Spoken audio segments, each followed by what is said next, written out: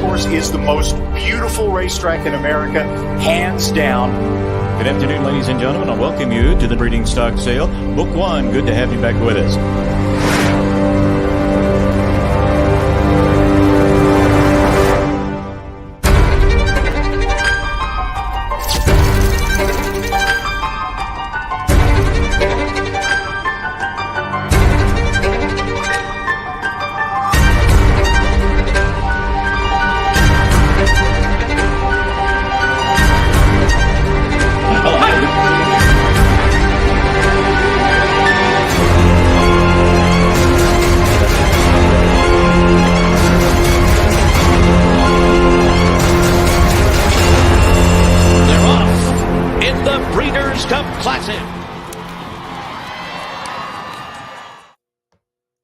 Pleasant Friday night, everybody. Welcome to the Keeneland Look Ahead as we preview the third Saturday card of the 22 full meet. It'll be the 22nd, so 10, 22, 22. Twos are wild if you're playing along on Saturday at Keeneland. First post of 10 races will be at 1 o'clock Eastern.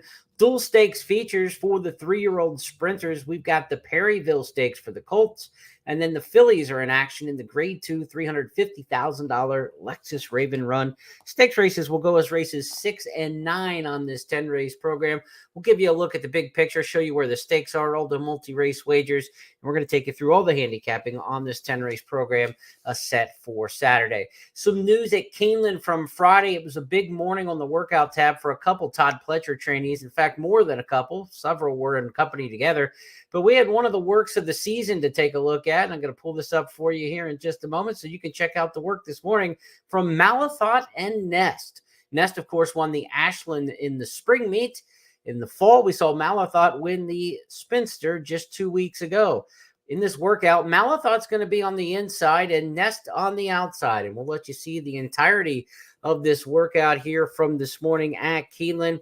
And again, with the older horse on the inside and the younger horse on the outside, nothing really to probably get into other than the fact that inside, outside, that Ness is a little more aggressive early in races. So Todd Pletcher probably didn't want that one inside of Malathot.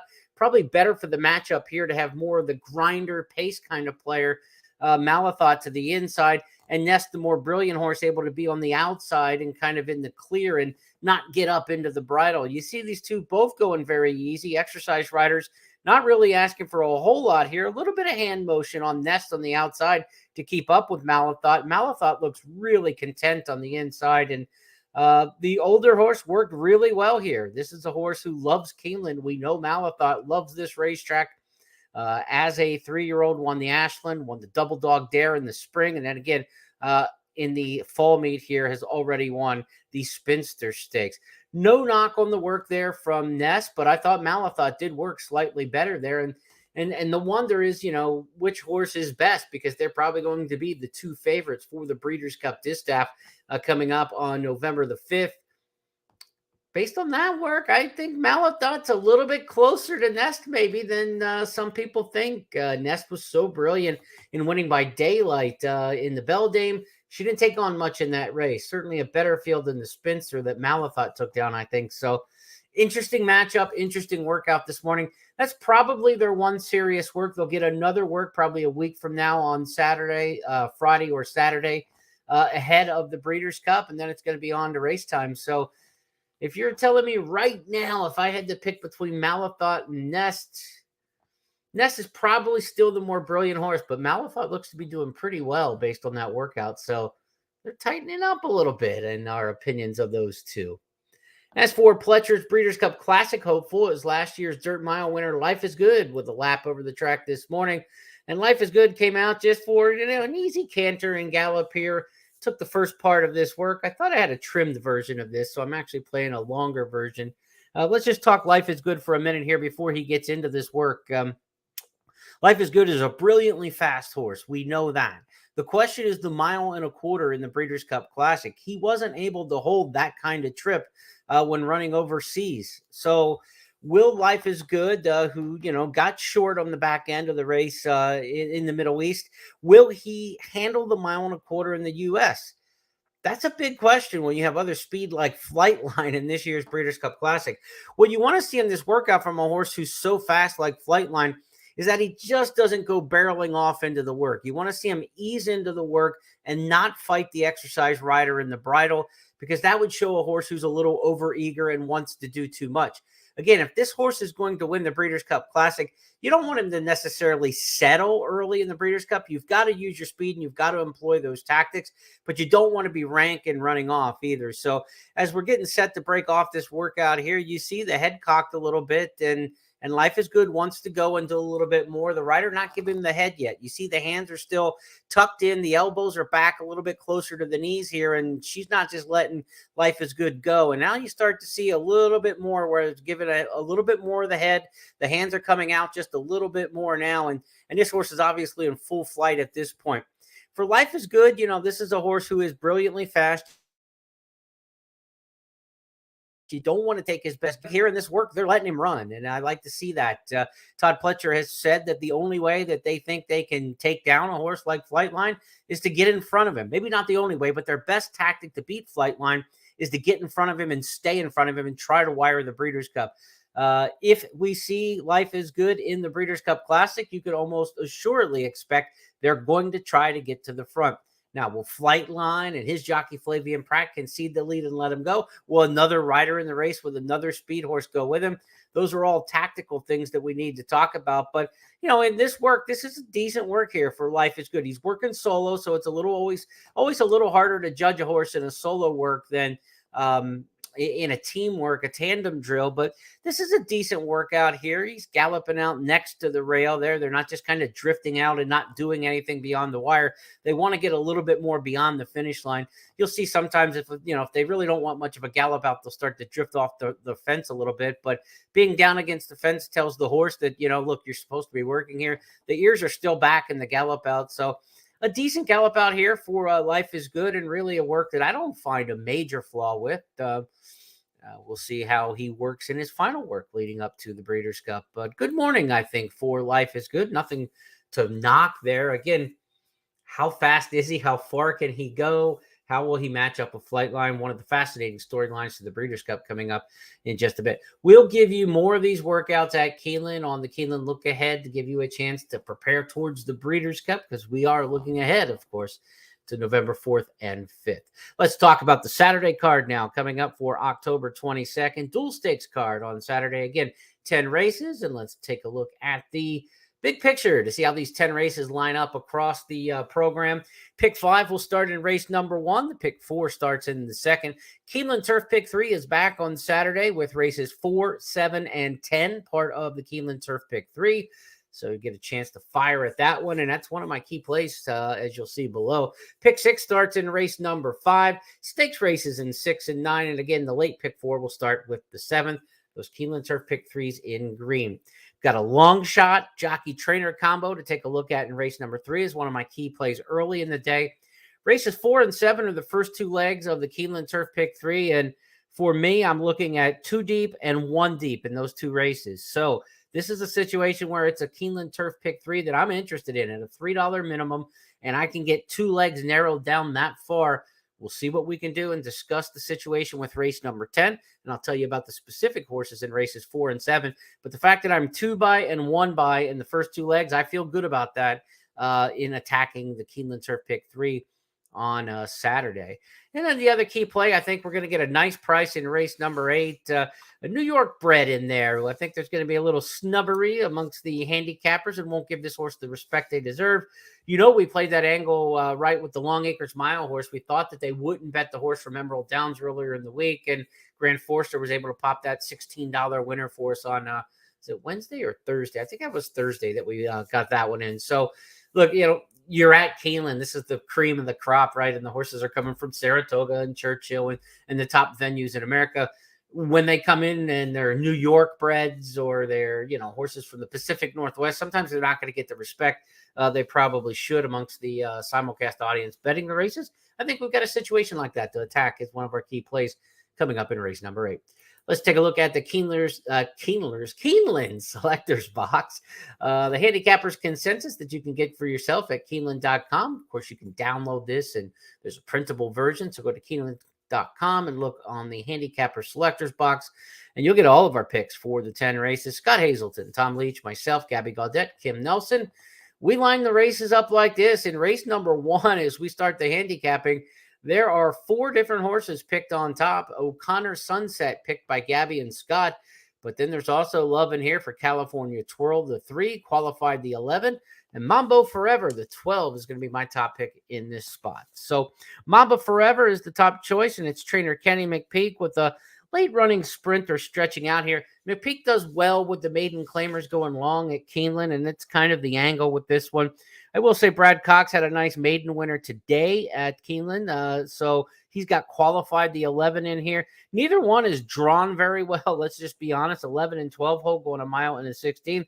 I don't like the horses towards the inside that much. California Twirl looks okay on paper, maybe on the class drop, but Brendan Walsh's barn has been mired in a terrible slump. So this is a tough race for me to get too excited about anybody. O'Connor Sunset is the top pick for Gabby and Scott, and this is a Wesley Ward first-time starter. Ward had a winner on the Friday card going long. It wasn't a maiden, but we rarely see the horses' first-time starters win in these maiden claiming route races. We've had 28 of them for the 2-year-olds in fall meets. Only 4 first-time starters have won. So if O'Connor Sunset wins, you won't be surprised that Wesley Ward pops a winner by Curlin out of Miss Sunset. Good pedigree. You wonder why you're debuting for 30. That's the first question. And why are you debuting long? Wesley Ward's horses are so known for their speed and their gait prowess that when Ward debuts one long, it's almost kind of like a negative to me that he's admitting the horse doesn't have much speed. According to DRF, when he debuts at a mile or longer, 0 for 11, Wesley Ward. You don't get that many of them over the past couple of years, and they haven't run well. So I'll take the experienced horses in here and the trainers who do well with these maidens going long. It's McPeak and Cox. Tough post, though, 12 and 11. Just like almost every day this week, I've got to tell you, Wednesday, Thursday, Friday, and now into Saturday, I haven't liked much at all in the races 1 and 2 on the card. They have been tough. They've been races that I didn't have stuff that I really liked and kind of got off the slow handicapping starts almost each racing day. I would not be surprised if that's the case again on Saturdays. We open up with 3 straight maiden claiming races. Certainly, I like something a little bit later in the third, but in this first, there's not much for me to love and embrace in here. And if you're going to play the early pick 5, I think you want to use several horses to try to get out of race number 1 with any sort of comfort. And I don't think I'm willing to do that on this card. I'm skipping the early pick 5. I will start with the pick 4. If I've got something I like here in the second and something I like in the third a little bit more. Race number 1 is probably going to keep me out of the pick 5.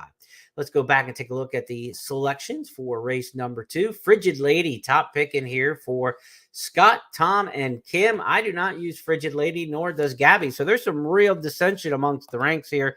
Frigid Lady coming off a claim last out. Mike Maker, Gerardo Corrales teaming up. Maker with a win on the Friday card. This horse got beat at 3-5 last time when in the Steve Asmussen barn. Now off the claim. Didn't get it done at 3-5, but they do add blinkers. Maybe have found an easier field. This is a $150,000 level maiden claimer versus the $50,000 at Churchill, but I don't know if there's great dissension amongst those, great division amongst those kind of claiming levels with such inexperienced horses. But I'm going to take my shot in here with a horse named Do It. Do It, not picked by anybody else. I love when I'm on these kind of islands. Do It ran a decent debut against Restricted Company. Now, look, it was a slow time, right? And Do It got a 36 buyer speed figure. So I get it why nobody else likes the horse. I'm just not a speed figure person, I think horses run situationally. They don't run against the wind and the clock. If it's the way the race is going, it's the way the race is going. Sometimes they are just all slow horses in a herd, in a pack, and then sometimes they kind of run back to the pack. But I don't get overwhelmed with times and speed figures. But Do It ran decent enough in the debut to show a little bit of talent. I like the fact that this is a Cairo Prince running here on the main track at Keeneland. The 7 furlong distance should be good for this horse. I think a pedigree to like the track. Dale Romans has already popped 2-year-old winner at the meet. He does okay here with his 2-year-olds in the fall. So I'm taking Do It at a big price. I think 15, 20 to 1 is probably something that we might be looking at according to the morning line. So let's hope maybe that stays somewhere up in that big category. So I'll take Do It on top at a decent price in race number 2 to start the early pick 4. I do think you want to use some other horses in this race. I think Weehawken is playable, Valiant Praise is playable, and certainly Frigid Lady. So if you wanted to go 4 deep in here, I wouldn't have a big argument with you. Lady Baron, the 1. I'm just going to toss the Brendan Walsh horses until they start proving otherwise. Lady Baron certainly looks the part on paper off a good debut second at Churchill or at Kentucky Downs last time in the first career start. But as for me in race number 2, I'm going to stand against Lady Baron and make these Brendan Walsh horses beat me at some point. So 6, 10, 3, 9. Maybe you go 4 deep in here, but Do It's a nice price. So let's get a little win place action on the 6 horse in here at a good number. Third race on the card coming up on Saturday, another maiden claimer. 3 straight maiden claimers to start the day. We don't get that on Saturdays very often. Third race, though, I've got one that I like in here. This is one of my key plays of the day as we take a look at the big picture. A long shot jockey trainer combo that you want to keep an eye on in this particular spot. It's Mike Tomlinson, the trainer, Joe Rocco, the jockey, and this is the daughter or son of Tappet, Lucky Smile, that I'm in on. And these two team up at Keeneland with just really, really big time success. Take a look at some of the stats I have scratched out on. This is the jockey trainer combo that we're looking at. Where is my page? We're working live here tonight, and I don't have the numbers directly in front of me, but it's Rocco, it's Mike Tomlinson. We told you about Tomlinson earlier this week about his major success with horses 3rd week, 4th week of the meet at Keeneland in the fall, saving horses. He's had 2 really good second place finishes from 3 starters this week. Both horses won winning races and just got beat by horses who were better. Another nice price today, 7 to 1, ran a good second for Tomlinson. He's going to pop one of those. I think Lucky Smile might be the one. This one off the claim, took it from Todd Pletcher in September at Churchill's, got a bullet workout into it since. Lucky Smile is my pick here, and I'm on an island. Nobody else has Lucky Smile in here, and I like these situations. Could be a good price, should be a good price in race number 3. We'll take Lucky Smile. The ROI is exceptional with these two, Rocco and Tomlinson, when they team up. Their win percentage is high, and it's like over 60 starters, a $3.89 ROI, something to that effect. If I could find my notes on that, I would tell you specifically what it is, but we're really live here, you know. We're doing this on the fly as we go, and sometimes you don't have your stuff. Remember the old Emeril Lagasse cooking show, and he'd like put his hand on a hot pot and like jump up, and everybody in the crowd would start laughing at him, and his response was, "We're really cooking here." Well, we're really handicapping here, so sometimes my notes are in one place and another, and I couldn't find that note for you in race number 3. But trust me, Rocco and Tomlinson. That's a strong jock trainer combo to click at a price here at Keeneland. Let's go back to the big picture and set up what's starting here in race number 4. It's the Keeneland Turf Pick 3, and it's my second key play of the day because the Keeneland Turf Pick 3 starts in the 4th, then we'll continue in races 7 and 10. This to me is absolutely a 2-horse race in race number 4. It's Curly Ruth, a horse for course who just loves it here at Keeneland. Was a nice winner here for us in the fall meet, or in the spring meet, cashing a nice mutual for us. And the 6 Park Avenue, John Sadler's shipper from Southern California. Park Avenue exceptionally fast. So Park Avenue is going to the lead in this spot. I'm fairly confident of that. And it's about Curly Ruth trying to come run him down. I think this is a run her down. It's a situation to me where you're too deep in here, whether you're playing the pick 4, the pick 5. This is a good race to use both of those runners.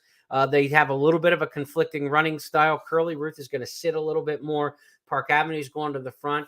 I've mentioned this before on the podcast, but when you have a too deep situation in your pick 4s, pick 5s, I always like to, not always, but I want to find a situation where I've got one speed and one finisher so that these two horses aren't both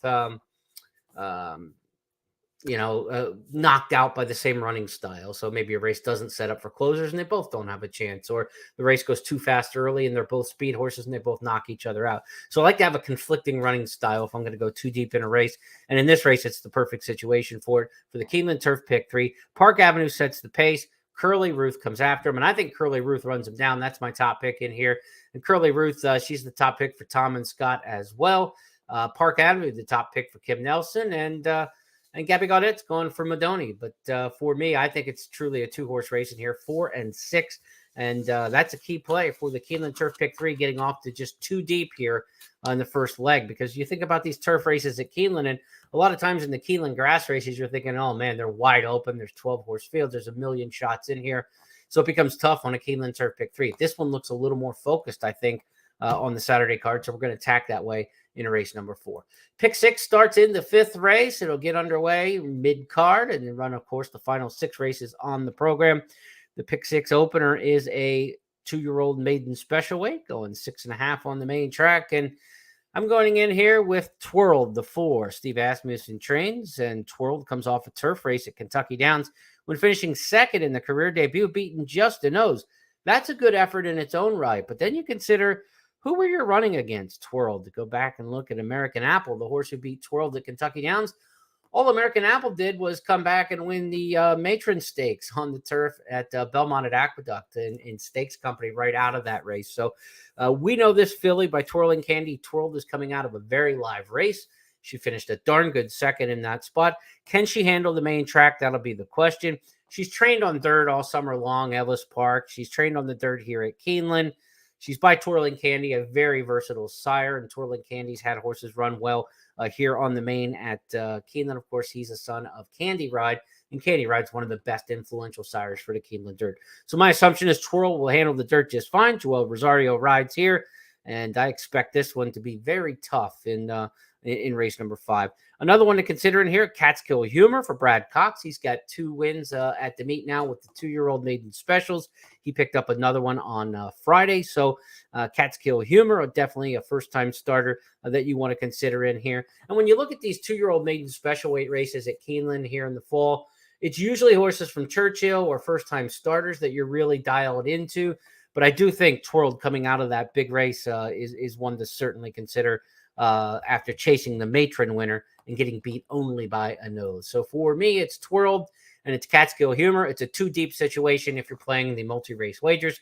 Remember, race 5 is going to wrap up the early pick 5. It starts in the opener, and it's going to wrap up the early pick 4, which starts in race number 2. So 5th race, I'm going 2 deep. Twirled, Catskill Humor, and I won't get any deeper than that into the 5th. 6th race next up on the schedule. It's our first of 2 stakes races. It also starts the pick 5. It's the Perryville Stakes. $250,000 for the 3-year-old sprinters. And the headliner here for sure is Gunite. Let's take a look at his last race in the Harrods Creek at Churchill. It's Gunite wide off the turn. Gunite traveling well. Conacher set down for the drive. These two shoulder to shoulder with 1 furlong to go. And Gunite grabs the lead right there at the 8th pole. Conacher fights on from second. Gunite's on the wrong lead, but Gunite is opening up.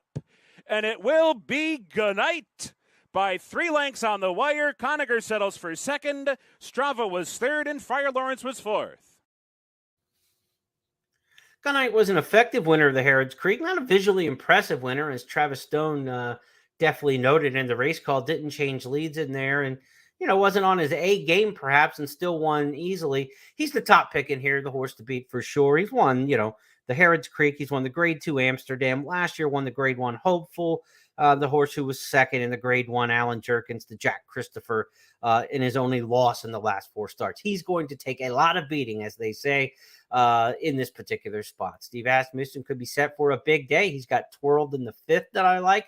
He's got Gunite in the 6th. He's going to have one of the favorites in the Raven Run later. So could be a huge day for Asmussen. Gunite the top pick in here. Nothing, off your rocker there to like him. B-Doc is the option, though, I think, if you're going to try to beat him, because B-Doc ran once here at Keeneland and just ran off the screen. Broke his maiden by 11 plus during the spring meet. Now, this Doug O'Neill trainee is not based in California much like the rest of the O'Neill string. He came to Keeneland in the spring and just kind of stayed in the Midwest and has been traveling around the East. Comes out of the Pennsylvania Derby, a race where he wasn't effective in that particular spot. But back sprinting against a little lesser competition, B-Dog can be effective in here. And if it's a horse for course freakish angle again, like this horse showed in the spring, then he becomes a contender to win the thing. So B-Doc can run back to that particular race. We'll see how much he can warm up a horse like Gunite. But to me, it's Gunite, it's B-Doc. Those two are the main horses and the main players. Pinehurst is a grade 1 winner of the Del Mar Futurity last year, but just hasn't been on his game in his last couple. He won the Saudi Derby earlier. He's made a lot of money, but his last couple are just so difficult to recommend. And now Pinehurst switches barns again. He went from Baffert to Terra Nova and now shows up with Brendan Walsh. And Walsh, again, is mired in a very deep slump here at the Keeneland meet. Let's see what the other public handicappers have to say in the co-featured Perryville Stakes in race number 6.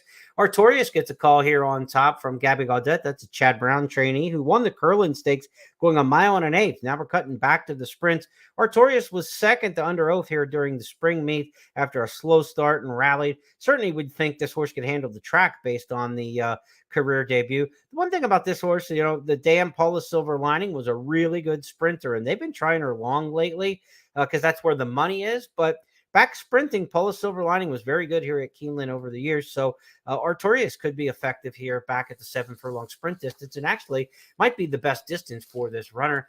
If you're looking at multi-race wagers, I could say you could go 3 deep in here and then start off the Keeneland or the late pick 5 in the 6th race.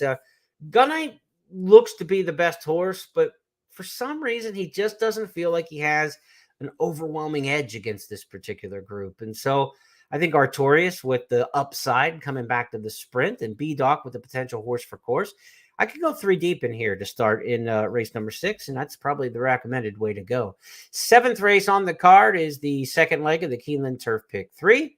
It's the pick 4 opener for the late pick 4. And to me, this is just a marriage of storms, if you will. When it comes to handicapping turf sprints at Keeneland, there's really 2 things you look for. You look for Wesley Ward. He's already won 3 turf sprints at the meet. He's got in the 30s wins of turf sprints overall. No other trainers won more than 6 or 7. He dominates the turf sprints at Keeneland. The other thing I really think is post position is so critical in these turf sprints when you've got a big field. We got a big field of 12 in here. Post 3, 4, and 5 just have a really good statistical and ROI edge. So if you tell me Wesley Ward's going to be in the 3 hole in a turf sprint, I kind of stop handicapping at that point. It's Storm Kiss in the 3 hole for Wesley Ward. I expect this one coming off a good win at Kentucky Downs last time from an outside post to really appreciate the draw in here. And I think Storm Kiss just takes this. Now, if you want to look at other horses for underneath, exactas, trifectas, it's a great betting race in that respect. And Storm Kiss probably isn't going to be bet off the board in this particular spot. Numbers-wise, looks pretty even with some others in the field. So, look, maybe we can get Wesley Ward at 5-2, 3-1 in here. But for me, for a Keeneland Turf Pick 3, it's a single. I'm not looking at anybody else on top in this race. For the pick 5, it's a single for me. It's all about Storm Kiss in this particular spot. A couple others you could use underneath. I've got in there Always Late as a horse who lives up to his name. It's going to be coming very late under Joel Rosario. Top pick in here for Gabby. And Empress Tigress is the top pick, the 2 horse for 3 of my cohorts in here. This is a horse coming from Saratoga out of the Galway Stakes. The further in you get, the tougher it gets in these turf sprint races. So you're going to have to really break with the 2 Empress Tigress, especially with speed like Storm Kiss right to your outside like that. Empress Tigress is going to get pressed all the way by the 3. So for me, it's kind of a situational setup where the 2 may be the best horse in the race, maybe the one to beat, but situational setup, I'm not so sure that's the case. Give me Wesley Ward in the 3 hole and a power post and a turf sprint with a big field, then I'll just take it. And if we lose, I don't mind losing like that. I mean, that's, you don't want to lose. You don't ever go into race looking to say you're going to lose. But if you lose with 2 of your stronger angles, Ward in the turf sprints, 3, 4, 5 posts in the turf sprints, so be it. Wasn't meant to be, but that's the way you try to attack and leverage your plays. The last key play I have on this 10 race card comes in race number 8. And I think we can get an overlay in here with Anejo. This is a horse trainer Doug O'Neill has coming out of the New York bred allowance ranks and comes into allowance company here. But since the state bred victories don't count against your conditions, I think the horse actually fits nice on conditions here. And the 3 starts back wasn't against New York breds. It was against open company.